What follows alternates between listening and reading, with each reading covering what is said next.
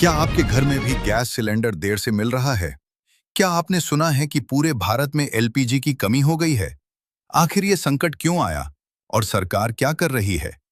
तो दोस्तों, स्वागत है आपका राजपुन दुमका में, जहां हम हर ट्रेंडिंग न्यूज को करते हैं डीप एक्सप्लेन, ताकि आपको मिले पूरी सच्चाई सबसे पहले। आज हम आपको सिर्फ 5 मिनट में पूरा मामला समझाएंगे। क्या हुआ?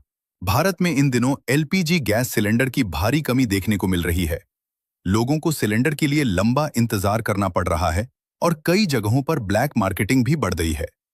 कई राज्यों में लंबी लाइनें लग रही हैं, होटल और छोटे बिजनेस प्रभावित हो रहे हैं और कुछ जगहों पर प्रशासन ने सिलेंडर जब्त भी किए हैं। सरकार ने भी माना है कि स्थिति चिंताजनक है और लोगों से गैस का है इस्तेमाल सोच समझकर करने की अपील की गई है। आखिर ये संकट क्यों आया? इस संकट के पीछे 3 बड़े कारण हैं। पहला कारण, इंटरनेशनल टेंशन।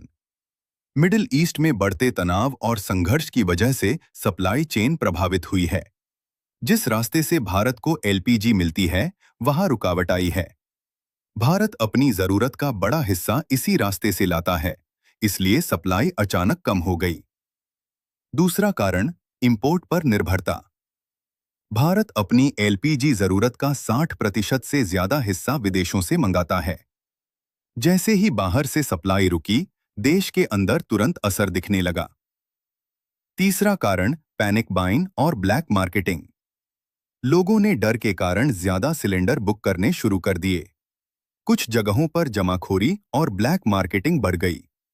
इससे पहले से ही कम सप्लाई पर और दबाव पड़ गया। सरकार की प्रतिक्रिया। सरकार ने इस संकट को कंट्रोल करने के लिए कई कदम उठाए हैं। घरों, अस्पतालों और जरूरी सेवाओं को गैस की सप्लाई में प्राथमिकता दी जा रही है। इंडस्ट्री और होटल्स को फिलहाल कम सप्लाई दी जा रही है।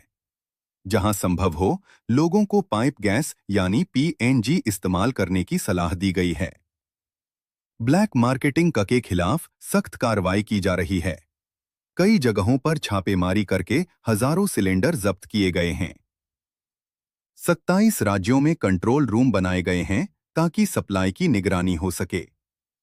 सरकार ने एलपीजी का उत्पादन बढ़ाने और इंपोर्ट तेज करने की कोशिश भी शुरू कर दी है।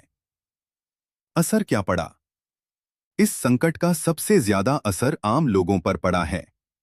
गरीब परिवारों को ज्यादा मुश्किलों का सामना करना पड़ रहा है। छोटे होटल और ढाबे बंद होने की कगार पर हैं और कई लोग फिर से लकड़ी या दूसरे ईंधन का इस्तेमाल करने लगे हैं। आगे क्या होगा? एक्सपर्ट्स का मानना है कि यह एक अस्थायी संकट है, लेकिन यह भारत के लिए एक बड़ा संकेत भी है। भविष्य में भारत को विदेशों पर निर्भरता कम करनी होगी और पाइप गैस और अन्य विकल्पों को बढ़ावा देना होगा। तो दोस्तों, एलपीजी क्राइसिस सिर्फ एक शॉर्टेज नहीं है। यह हमें दिखाता है कि एनर्जी में आत्मनिर्भर होना कितना जरूरी है। आप क्या सोचते हैं? क्या हमें एलपीजी के ऑल्टरनेटिव्स अपनाने चाहिए? कमेंट में जरूर बताइए। चैनल को सब्सक्राइब जरूर करें, लाइक और शेयर करें। जागरूक रहें, स्वस्थ रहें। धन्यवाद। जोहार।